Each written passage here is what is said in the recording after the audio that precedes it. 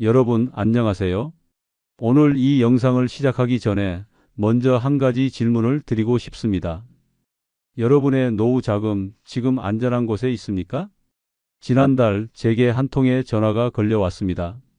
올해 73이신 김영자 할머니의 전화였습니다.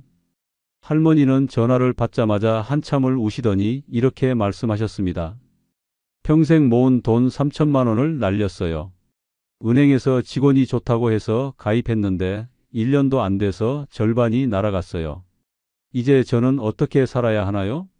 할머니는 은행 직원이 권유한 상품에 가입했습니다. 직원은 안전하고 수익률도 좋다고 했습니다. 하지만 그 상품은 파생결합증권이었고 시장 상황이 악화되면서 원금의 절반 이상이 사라졌습니다. 여러분, 이런 일이 남의 일 같으신가요? 통계를 보면 더욱 놀랍습니다. 금융감독원 자료에 따르면 65세 이상 고령층의 금융피해 상담 건수가 최근 5년간 2배 이상 증가했습니다. 특히 투자 관련 피해가 전체의 60% 이상을 차지합니다. 왜 이런 일이 반복될까요? 이유는 간단합니다. 노후에는 잃어버린 돈을 다시 벌 시간이 없기 때문입니다. 30대, 40대라면 투자에 실패해도 다시 일을 해서 만회할 수 있습니다. 하지만 60대, 70대에는 다릅니다. 한번 잃은 돈은 영원히 돌아오지 않을 수 있습니다. 그 돈은 단순한 숫자가 아니라 여러분의 병원비이고 생활비이고 존엄한 노후를 위한 마지막 보루입니다. 그래서 오늘은 여러분께 꼭 말씀드리고 싶은 주제를 준비했습니다. 바로 노후에 절대 투자하면 안 되는 5가지입니다. 이 영상을 끝까지 보시면 여러분은 다음과 같은 것들을 얻으실 수 있습니다. 첫째, 금융회사 직원의 달콤한 말에 속지 않는 분별력. 둘째, 지인의 투자 권유를 현명하게 거절하는 방법. 셋째, 복잡한 금융상품의 함정을 피하는 지혜. 넷째, 안전하게 노후 자산을 지키는 실천 원칙. 그리고 마지막으로 여러분의 소중한 노후 자금을 지킬 수 있는 확실한 기준을 갖게 되실 겁니다. 제가 오늘 말씀드릴 내용은 이론이 아닙니다. 실제로 제 주변에서 그리고 수많은 분들이 겪은 생생한 경험을 바탕으로 정리한 것입니다. 혹시 지금 이런 생각을 하고 계신가요? 나는 괜찮아. 나는 조심하니까. 아니면 이런 생각을 하고 계신가요? 은행 직원이 권하는데 설마 나쁜 상품이겠어? 바로 그 생각이 위험합니다. 김영자 할머니도 똑같은 생각을 하셨습니다. 40년 넘게 성실하게 살아오시면서 사기를 당한 적도 없고 항상 조심하셨던 분이었습니다. 그런데도 피해를 입으셨습니다. 왜일까요? 노후 투자의 함정은 우리가 생각하는 것보다 훨씬 교묘하고 훨씬 가까이에 있기 때문입니다. 자, 그럼 이제부터 본격적으로 하나씩 살펴보겠습니다. 준비되셨나요? 그럼 시작하겠습니다. 첫 번째로 절대 투자하면 안 되는 것은 바로 원금 보장 없는 고수익 상품입니다. 당연한 얘기 아니야? 라고 생각하실 수도 있습니다. 하지만 현실은 다릅니다. 작년에 만난 박철수 씨의 이야기를 들려드리겠습니다. 박철수 씨는 올해 69살입니다. 35년간 성실하게 회사를 다니시고 퇴직하셨습니다. 퇴직금으로 받은 1억 2천만 원, 이 돈으로 노후를 준비하고 계셨습니다. 어느 날 거래하던 은행 지점에 갔는데 담당 직원이 다가왔습니다. 고객님, 요즘 금리가 너무 낮지 않으세요? 예금 이자로는 물가 상승도 못 따라가죠. 제가 좋은 상품 하나 추천해 드릴게요. 직원이 보여준 상품 설명서에는 이렇게 적혀 있었습니다. 예상 수익률 연 7%에서 9%. 안정적인 글로벌 기업에 투자하는 상품입니다. 박철수 씨는 고민했습니다. 예금 금리는 고작 2% 초반. 하지만 이 상품은 7%에서 9%라고 합니다. 그런데 원금은 보장되나요? 박철수 씨가 물었습니다. 이 상품은 투자 상품이라 원금 보장은 안 되지만 그동안 손실이 난 적은 거의 없었습니다. 안정적인 우량 기업에 투자하니까요. 직원의 말에 안심이 되었습니다. 게다가 은행에서 파는 상품인데 설마 위험하겠냐는 생각이 들었습니다. 박철수 씨는 퇴직금 중 5천만 원을 그 상품에 넣었습니다. 처음 6개월은 괜찮았습니다. 수익률도 플러스였고 분기마다 오는 보고서를 보면 조금씩 오르고 있었습니다. 그런데 7개월째 되던 날 박철수 씨는 깜짝 놀랐습니다. 갑자기 평가액이 4,300만 원으로 떨어져 있었습니다. 불과 한 달 만에 700만 원이 날아간 것입니다. 급하게 은행에 전화했습니다. 어떻게 된 겁니까? 안정적이라고 하지 않았습니까? 고객님, 죄송하지만 이 상품은 시장 상황에 따라 변동성이 있습니다. 투자 상품이라 원금 손실 가능성은 처음부터 설명드렸습니다. 그럼 지금 팔면 어떻게 됩니까? 지금 환매하시면 현재 평가액대로 나가게 됩니다. 그리고 중도 환매 수수료 3%가 추가로 부과됩니다. 박철수 씨는 망연자실했습니다. 팔자니 손해가 너무 크고 그렇다고 계속 가지고 있자니 더 떨어질까봐 불안했습니다. 결국 박철수 씨는 밤잠을 설치며 한 달을 더 버텼습니다. 하지만 상황은 나아지지 않았고 결국 4,100만 원에 환매했습니다. 900만 원의 손실이었습니다. 여러분, 이 이야기에서 무엇이 문제였을까요?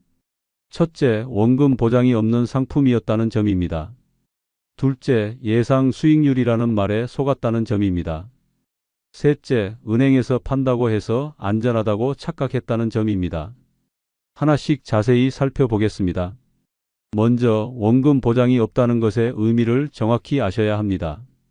원금 보장이 없다는 것은 내가 넣은 돈이 줄어들 수 있다는 뜻입니다. 단순히 이자를 못 받는 게 아니라 내 돈 자체가 사라질 수 있다는 의미입니다. 젊었을 때는 이런 위험을 감수할 수 있습니다. 30대, 40대라면 손실이 나도 다시 일해서 채울 수 있습니다. 하지만 60대, 70대는 다릅니다. 여러분이 70세에 2천만 원을 잃으면 그 돈을 다시 벌 수 있는 방법이 있습니까? 없습니다. 그래서 노후 자금은 절대로 원금 손실 위험이 있는 곳에 넣으면 안 됩니다. 둘째, 예상 수익률이라는 말의 함정입니다. 금융회사에서 예상 수익률 연 7%라고 하면 많은 분들이 1년 뒤에 7% 이자를 받는구나라고 생각합니다. 하지만 그게 아닙니다. 예상이라는 말은 그렇게 될 수도 있고 안 될 수도 있다는 뜻입니다. 심지어 마이너스가 될 수도 있습니다. 실제로 금융회사들이 보여주는 예상 수익률은 최상의 시나리오인 경우가 많습니다. 현실에서는 그보다 훨씬 낮거나 아예 손실이 날 수 있습니다. 셋째, 은행에서 판다고 해서 안전한 것이 아닙니다. 많은 분들이 착각하시는 부분입니다. 은행에서 파는데 설마 위험하겠어? 이것은 큰 오해입니다. 은행은 금융상품을 파는 판매 창구일 뿐입니다. 은행 창구에서 파는 모든 상품이 예금처럼 안전한 것은 아닙니다. 은행에서는 펀드도 팔고 파생상품도 팔고 보험도 팔고 ELS도 팔고 여러 가지를 팔고 있습니다. 그 중에서 원금이 보장되는 것은 예금과 적금뿐입니다. 나머지는 모두 투자 상품입니다. 투자 상품은 원금 손실 위험이 있습니다. 그럼 여기서 질문 하나 드리겠습니다. 은행 직원은 왜 이런 상품을 권할까요? 답은 간단합니다. 수수료 때문입니다. 은행 직원들에게는 판매 목표가 있습니다. 특히 펀드나 파생상품 같은 것을 팔면 은행과 직원에게 수수료가 들어옵니다. 예금을 받는 것보다 훨씬 많은 수수료를 받습니다. 그래서 직원들은 이런 상품을 적극적으로 권유합니다. 물론 모든 은행 직원이 나쁘다는 말은 아닙니다. 하지만 구조상 그들은 여러분의 이익보다 판매 실적을 우선시할 수밖에 없는 위치에 있습니다. 그럼 어떻게 해야 할까요? 첫째, 원금 보장이 확실하지 않은 상품은 절대 가입하지 마십시오. 예상 수익률이 높다, 지금까지 손실이 없었다, 안정적이다, 이런 말에 속지 마십시오. 여러분께 필요한 것은 높은 수익률이 아니라 안전한 원금 보존입니다. 둘째, 은행 직원의 말을 맹신하지 마십시오. 직원이 아무리 좋다고 해도 원금 보장이 안 되면 절대 가입하지 마십시오. 고객님 같은 분께 딱 맞는 상품이라는 말에 넘어가지 마십시오. 셋째, 이해하지 못하는 상품은 절대 가입하지 마십시오. 상품 설명을 들었는데도 정확히 어떻게 돌아가는지 모르겠다면 그 상품은 여러분에게 맞지 않는 상품입니다. 복잡한 상품일수록 수수료가 많고 위험도 큽니다. 그럼 노후 자금은 어디에 넣어야 할까요? 가장 안전한 것은 예금과 적금입니다. 하지만 예금 이자가 너무 낮잖아요? 맞습니다. 요즘 예금 금리는 2%에서 3% 수준입니다. 하지만 생각을 바꿔보십시오. 낮은 이자라도 확실하게 받는 것이 높은 수익을 기대하다가 원금을 잃는 것보다 훨씬 낫습니다. 여러분의 노후 자금은 불리는 돈이 아니라 지키는 돈이 되어야 합니다. 이 점을 꼭 기억하십시오. 자, 이제 두 번째로 절대 투자하면 안 되는 것을 말씀드리겠습니다. 바로 지인의 사업 투자입니다. 여러분 중에 이런 경험 있으신 분 계십니까? 오랜 친구가 찾아와서 이렇게 말합니다. 내가 사업을 하나 시작하려고 하는데 자금이 좀 필요해. 내가 투자해주면 나중에 수익 나면 2배로 돌려줄게. 우리 사이 아니야? 또는 친척이 이렇게 말합니다. 요즘 이 사업이 대박이야. 나도 시작하려고 하는데 같이 투자하면 어때? 확실히 돈 벌어. 이런 제안을 받으면 어떻게 하시겠습니까? 많은 분들이 이렇게 생각합니다. 친구가 사기를 치겠어? 이 사람 나랑 40년 넘게 알고 지낸 사이인데, 친척인데 설마 나를 속이겠어? 바로 이 생각이 위험합니다. 실제 사례를 하나 말씀드리겠습니다. 이정숙 씨는 올해 67세입니다. 남편과 함께 식당을 운영하시다가 60세에 은퇴하셨습니다. 그동안 모은 돈이 8천만 원 정도 있었습니다. 어느 날 40년 동안 알고 지낸 친구 최영희 씨가 찾아왔습니다. 정수가, 내가 요즘 건강식품 사업을 시작하려고 해. 요즘 건강에 관심 많잖아. 확실히 잘 될 것 같아. 너도 투자할래? 1년만 기다리면 2배는 벌 수 있어. 이정숙 씨는 고민했습니다. 최영희 씨는 중학교 때부터 알고 지낸 친구입니다. 결혼식에도 서로 갔고 자식들도 서로 잘 압니다. 40년 넘게 한 번도 거짓말을 한 적이 없는 친구입니다. 얼마나 필요한데? 3천만 원만 투자해줘. 1년 뒤에 6천만 원으로 돌려줄게. 계약서도 쓸게. 이정숙 씨는 믿었습니다. 40년 우정을 믿었습니다. 그래서 8천만 원 중에서 3천만 원을 최영희 씨에게 투자했습니다. 처음 3개월은 좋았습니다. 최영희 씨는 종종 전화해서 사업 잘 되고 있어. 걱정하지 말라고 말했습니다. 하지만 6개월이 지나자 연락이 뜸해졌습니다. 전화를 해도 잘 받지 않았습니다. 9개월째 이정숙 씨는 불안해서 최영희 씨 집으로 찾아갔습니다. 최영희 씨는 난처한 표정으로 말했습니다. 미안해, 정수가. 사업이 생각보다 안 풀렸어. 투자한 돈이 다 날아갔어. 나도 집을 담보로 대출받아서 넣었는데 다 날렸어. 그럼 내 돈은요? 미안해. 지금 당장은 돌려줄 수가 없어.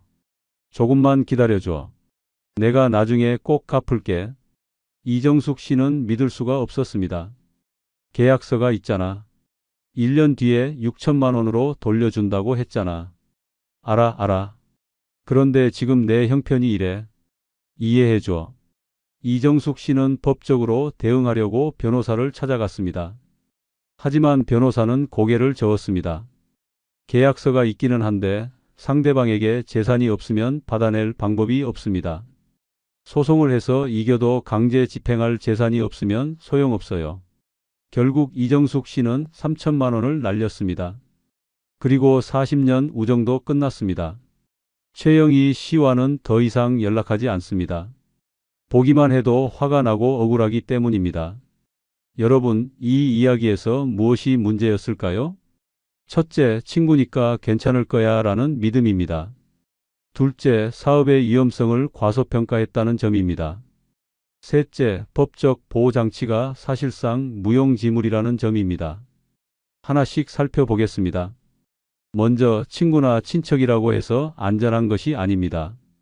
오히려 더 위험할 수 있습니다. 왜일까요? 친한 사이일수록 계약서를 제대로 쓰지 않습니다. 우리 사이에 그런 것까지 해야 해? 라는 생각 때문입니다.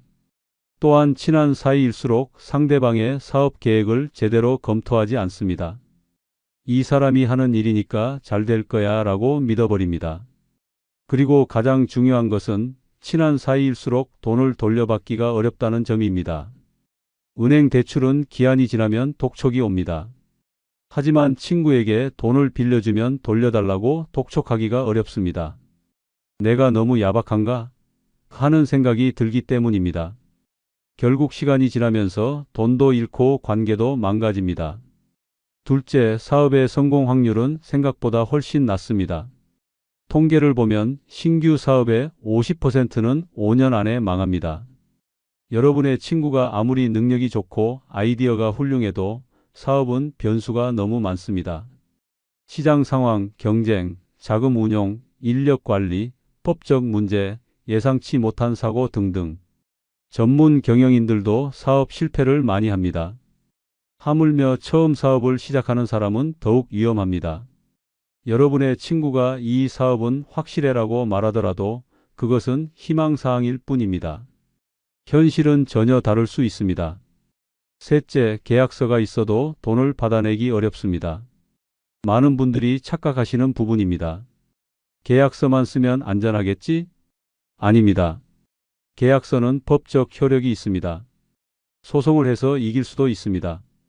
하지만 문제는 그 다음입니다. 판결을 받아도 상대방에게 돈이나 재산이 없으면 받아낼 방법이 없습니다. 사업에 실패한 사람은 대부분 재산이 없습니다. 오히려 빚더미에 앉아 있는 경우가 많습니다. 그런 사람에게서 돈을 받아내는 것은 사실상 불가능합니다. 그럼 어떻게 해야 할까요? 답은 간단합니다. 아무리 친한 사이라도, 아무리 그럴듯한 사업 계획이라도 절대 투자하지 마십시오. 하지만 친구가 정말 어려워서 부탁하는데 거절하기가 미안해요. 이런 생각을 하실 수 있습니다. 하지만 생각해 보십시오. 여러분의 노후 자금은 여러분이 평생 모은 돈입니다. 그 돈은 여러분의 생활비이고 병원비이고 마지막 안전망입니다.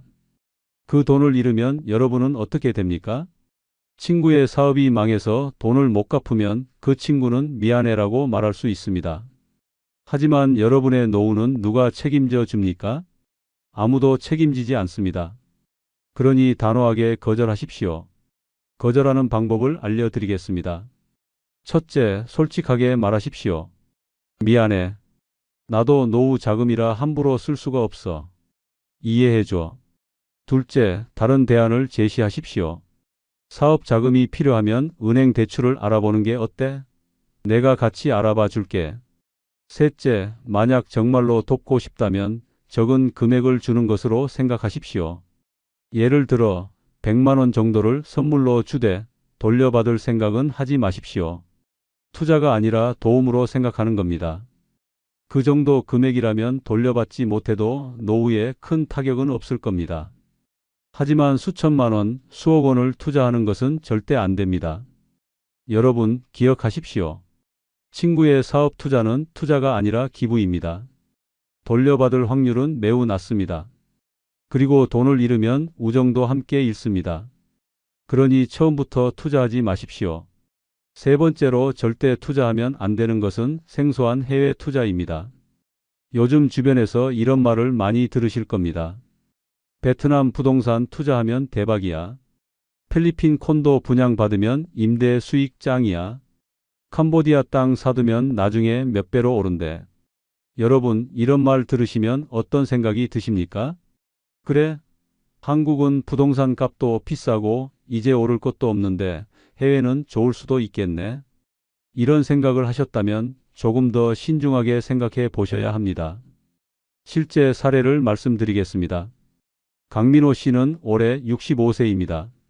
작은 사업을 하시다가 은퇴하셨고 모아둔 돈이 1억 원 정도 있었습니다. 어느 날 한 부동산 설명회에 참석했습니다. 제목은 베트남 부동산 투자 마지막 기회였습니다. 설명회에서 강사는 이렇게 말했습니다. 여러분, 베트남은 지금 한국의 70년대, 80년대와 같습니다. 경제가 빠르게 성장하고 있고 부동산 가격도 매년 10% 이상 오르고 있습니다. 지금 투자하시면 3년 뒤에는 2배, 5년 뒤에는 3배로 불어날 겁니다. 화면에는 아름다운 베트남 해변 도시 사진이 나왔습니다. 현대적인 건물들, 깨끗한 거리, 활기찬 시장. 지금 저희가 분양하는 콘도는 호찌민 중심가에서 차로 30분 거리입니다. 주변에 대형 쇼핑몰과 병원이 들어올 예정이고 지하철역도 생깁니다. 평당 가격은 단 500만 원. 한국 같으면 5천만 원은 해야 하는 입지입니다. 강민호 씨는 혹했습니다. 5억 원짜리 콘도를 5천만 원에? 설명회가 끝나고 상담을 받았습니다. 어떻게 구매하나요? 간단합니다. 계약금 30%만 내시면 됩니다. 나머지는 중도금, 잔금으로 나눠서 내시면 되고요. 완공되면 임대도 저희가 대행해 드립니다. 월세 수익이 연 6% 정도 나올 겁니다. 강민호 씨는 생각했습니다. 5천만 원 투자해서 몇 년 뒤에 1억 원이 되고 그동안 월세도 받는다면 나쁘지 않은데 결국 강민호 씨는 계약금 1,500만 원을 냈습니다. 그리고 1년 뒤 중도금 1,500만 원을 더 냈습니다. 그런데 이상한 점을 발견했습니다. 회사에서 보내주는 공사 진행 사진이 몇 달째 똑같았습니다.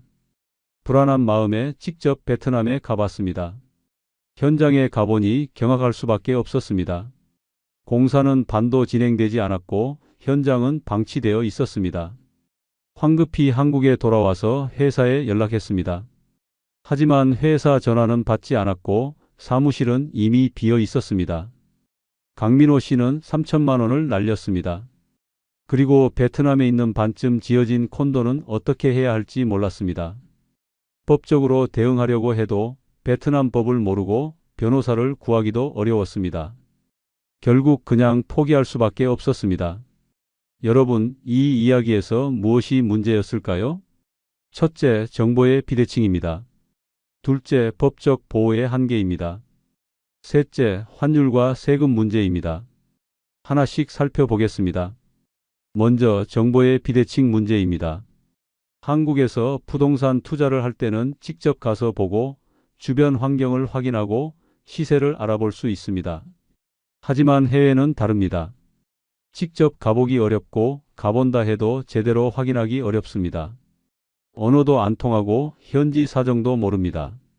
결국 판매 회사가 주는 정보만 믿을 수밖에 없습니다.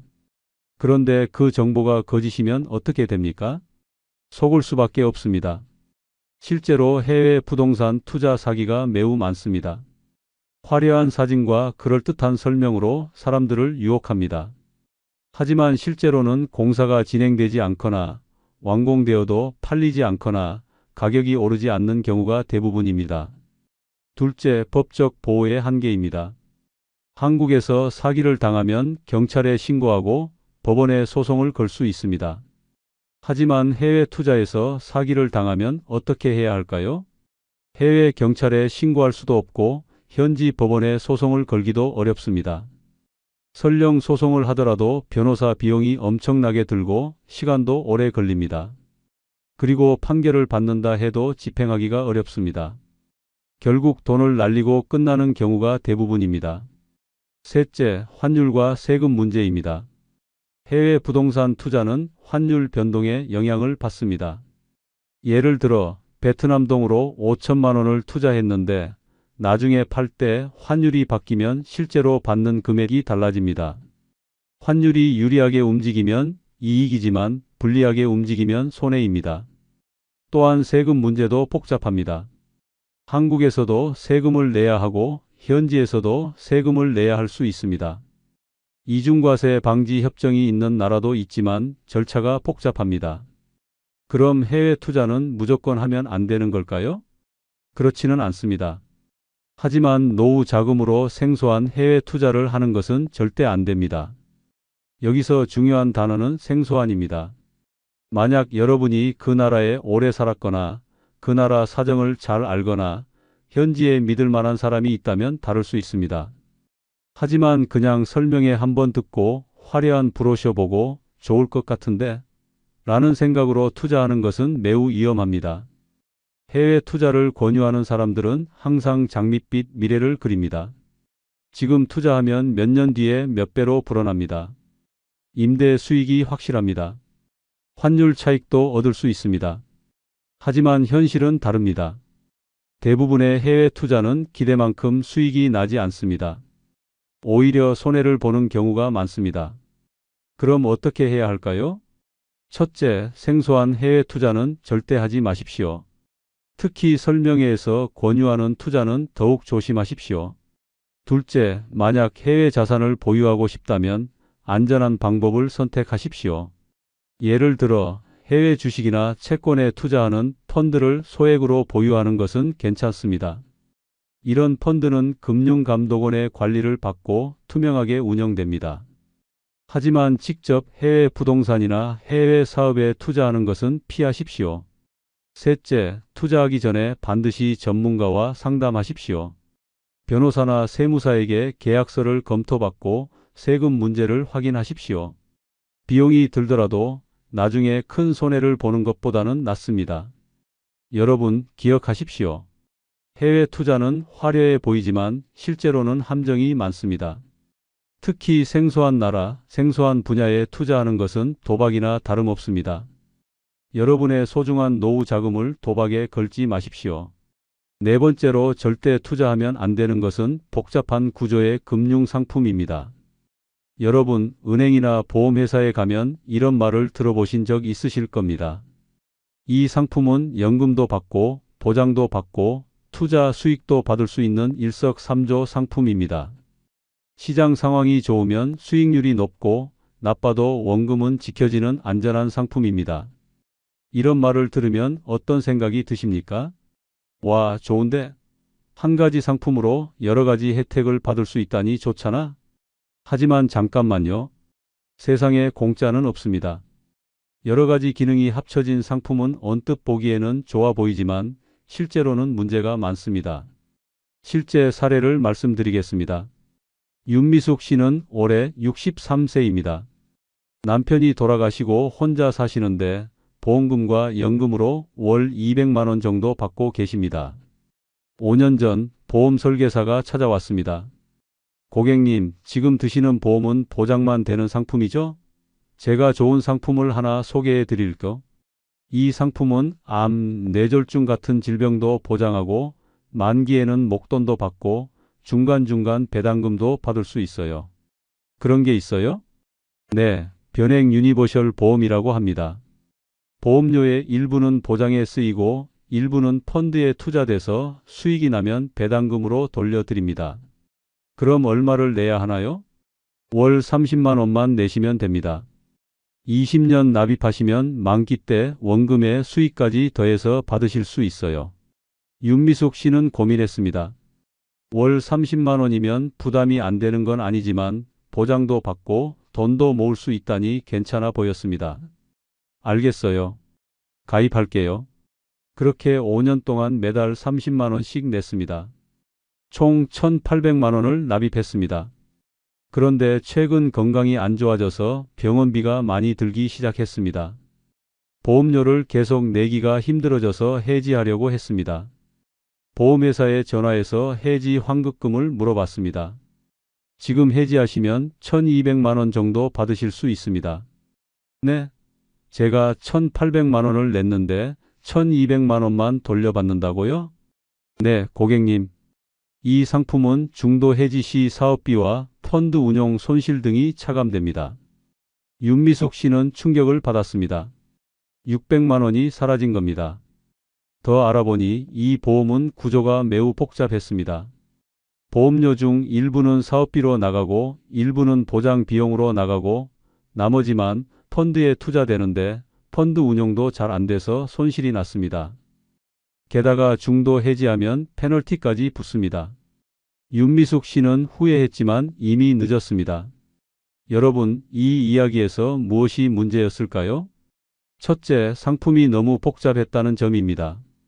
둘째, 수수료가 많다는 점입니다. 셋째, 중도 해지 시 손실이 크다는 점입니다. 하나씩 살펴보겠습니다. 먼저 복잡한 상품의 문제점입니다.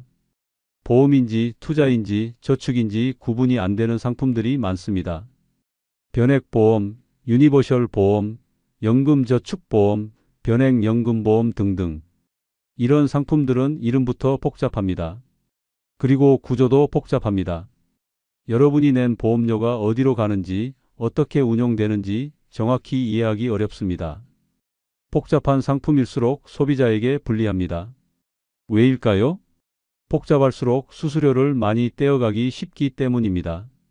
그리고 복잡할수록 문제가 생겼을 때 책임 소재가 불분명해집니다. 둘째, 수수료 문제입니다. 이런 복잡한 상품들은 수수료가 매우 높습니다. 사업비, 운용 보수, 판매 수수료 등등 여러 명목으로 돈이 빠져나갑니다. 실제로 여러분이 낸 돈 중 60%에서 70%만 실제로 운용되고 나머지 30%에서 40%는 수수료로 나간다고 보시면 됩니다. 이렇게 수수료가 많이 나가면 아무리 운용을 잘해도 수익이 나기 어렵습니다. 셋째, 중도 해지 시 손실 문제입니다. 이런 상품들은 대부분 장기 상품입니다. 10년, 20년을 유지해야 원금을 회복할 수 있습니다. 하지만 중간에 돈이 필요해서 해지하면 큰 손실을 봅니다. 여러분, 노후에는 예상치 못한 일이 많이 생깁니다. 갑자기 병원비가 필요할 수도 있고, 자녀가 도움을 요청할 수도 있고, 생활비가 부족할 수도 있습니다. 그럴 때 묶여있는 돈을 빼려면 큰 손실을 감수해야 합니다. 그럼 어떻게 해야 할까요? 첫째, 복잡한 상품은 절대 가입하지 마십시오. 설명을 듣고도 정확히 이해가 안 되면 그 상품은 여러분에게 맞지 않는 상품입니다. 뭔가 좋긴 한 것 같은데 정확히는 모르겠어 라는 생각이 들면 절대 가입하지 마십시오. 둘째, 단순한 상품을 선택하십시오. 보험은 보험대로, 저축은 저축대로, 투자는 투자대로 따로따로 하는 게 낫습니다. 예를 들어 보장이 필요하면 단순한 실손보험이나 암보험에 가입하십시오. 돈을 모으고 싶으면 예금이나 적금을 하십시오. 투자를 하고 싶으면 단순한 펀드나 ETF를 소액으로 하십시오. 이렇게 따로따로 하는 게 복잡해 보이지만 실제로는 훨씬 안전하고 효율적입니다. 셋째, 수수료를 꼭 확인하십시오. 금융상품에 가입할 때는 수수료가 얼마나 되는지 꼭 물어보십시오. 그리고 총 비용이 얼마나 되는지 계산해 보십시오. 만약 수수료가 2% 이상이면 그 상품은 가입하지 마십시오. 넷째, 중도 해지 시 손실이 얼마나 되는지 확인하십시오. 중간에 필요하면 해지할 수 있나요? 그럼 얼마를 받을 수 있나요? 이 질문을 꼭 하십시오. 그리고 중도 해지 시 손실이 10% 이상이면 신중하게 생각해 보십시오. 여러분, 기억하십시오. 금융상품은 단순할수록 좋습니다. 복잡한 상품은 금융회사에는 좋지만 소비자에게는 불리합니다. 이것도 되고 저것도 되고라는 상품은 실제로는 이것도 별로고 저것도 별로인 경우가 많습니다. 단순하고 투명한 상품을 선택하십시오. 마지막으로 다섯 번째, 절대 투자하면 안 되는 것을 말씀드리겠습니다. 바로 단기 차익을 노린 투기성 투자입니다. 여러분 중에 주식 투자해 보신 분 계십니까? 주변에서 이런 이야기 들어보셨을 겁니다. 어제 주식 샀는데 오늘 10% 올라서 팔았어. 하루 만에 100만 원 벌었어. 비트코인 샀는데 일주일 만에 2배 됐어. 이 주식 지금 사면 다음 주에 오른대. 이런 이야기를 들으면 어떤 생각이 드십니까? 나도 한번 해볼까? 조심하십시오. 단기 차익을 노린 투자는 노후에 절대 해서는 안 되는 투자입니다. 실제 사례를 말씀드리겠습니다. 조병수 씨는 올해 68세입니다. 은퇴하시고 집에서 시간을 보내시는데 친구들과 만나면 주식 이야기가 자주 나왔습니다. 나 어제 삼성전자 샀는데 오늘 5% 올랐어. 나는 2차전지 주식 샀는데 일주일 만에 20% 올랐어. 조병수 씨도 혹했습니다. 나도 한번 해볼까? 그래서 증권 계좌를 만들고 2천만 원을 넣었습니다. 처음에는 신중하게 시작했습니다. 친구들이 추천하는 주식을 조금씩 샀습니다. 처음 일주일은 좋았습니다.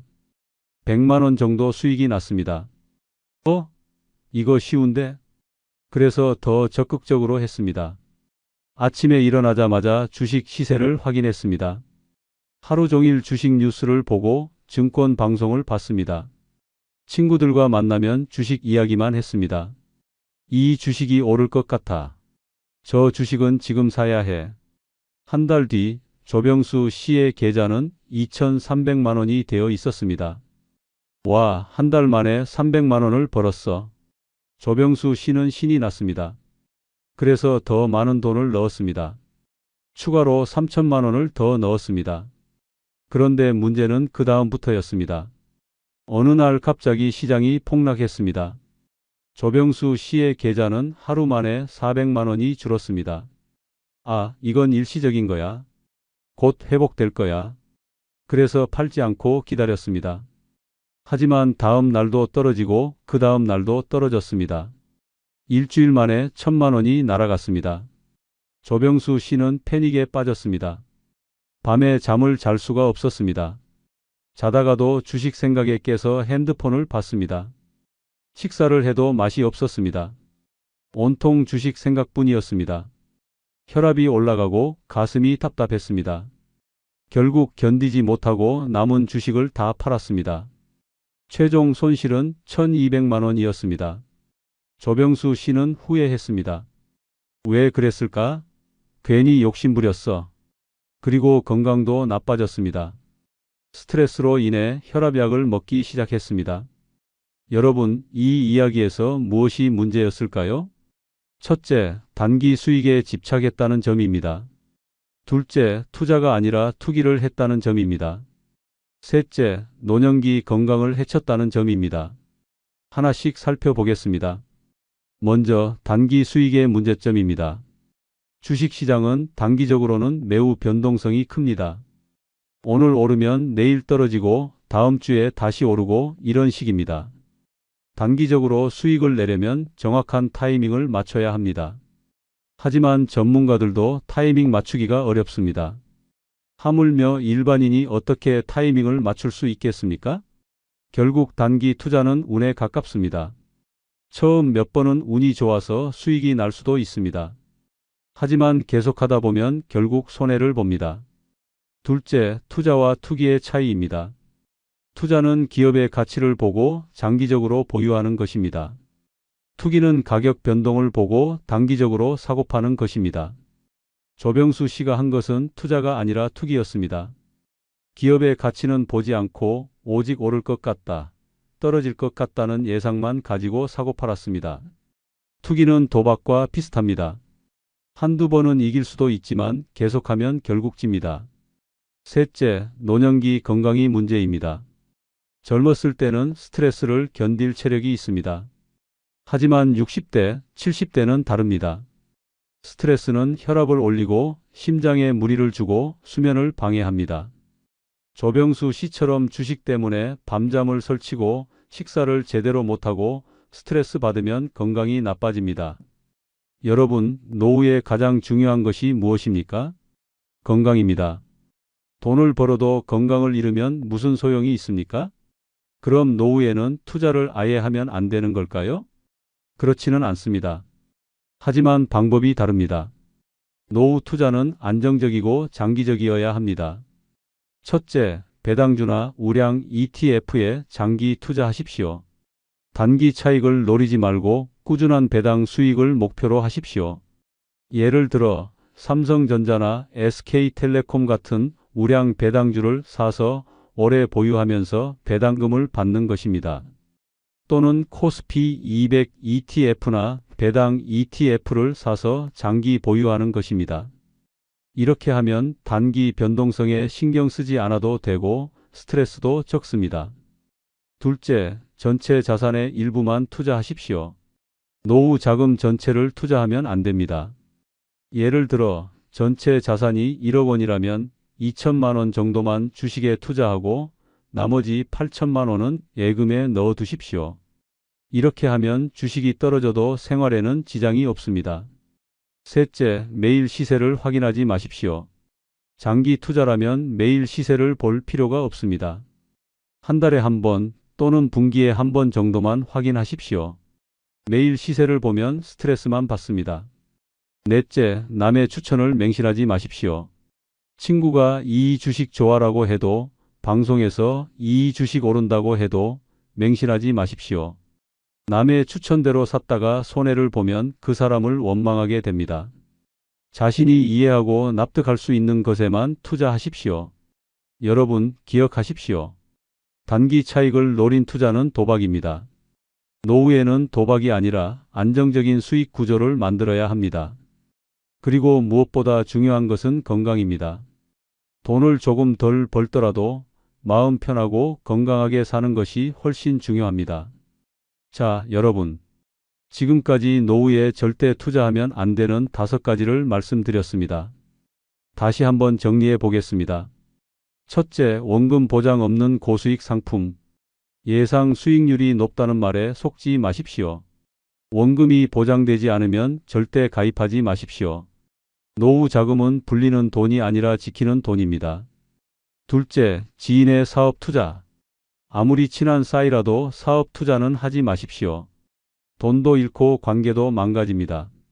친구를 돕고 싶으면 투자가 아니라 선물로 소액만 주십시오. 셋째, 생소한 해외 투자. 화려한 설명회에 속지 마십시오. 정보의 비대칭과 법적 보호의 한계 때문에 위험합니다. 해외 투자는 안전한 펀드로만 소액으로 하십시오. 넷째, 복잡한 구조의 금융상품. 이해하지 못하는 상품은 가입하지 마십시오. 복잡할수록 수수료가 많고 불리합니다. 단순한 상품이 최선입니다. 다섯째, 단기 차익을 노린 투기성 투자. 주식 단타 매매는 도박입니다. 스트레스로 건강을 해칩니다. 투자를 하려면 장기적이고 안정적으로 하십시오. 이 5가지만 피해도 여러분의 노후 자금은 훨씬 안전해질 것입니다. 그럼 이제 마지막으로 노후 자산을 안전하게 지키는 실천 원칙을 말씀드리겠습니다. 첫째, 원칙을 세우고 지키십시오. 원금 보장 안 되면 안 한다. 복잡하면 안 한다. 이해 안 되면 안 한다. 이 3가지 원칙만 지켜도 대부분의 위험을 피할 수 있습니다.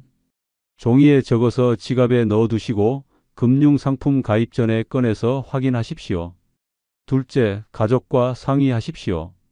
큰돈이 들어가는 투자는 혼자 결정하지 마십시오. 자녀나 배우자와 상의하십시오. 나이 들었는데 자식한테 물어보기 창피해라고 생각하지 마십시오. 오히려 현명한 선택입니다. 젊은 사람들은 요즘 금융사기 수법을 더 잘 알 수도 있습니다. 셋째, 시간을 가지고 결정하십시오.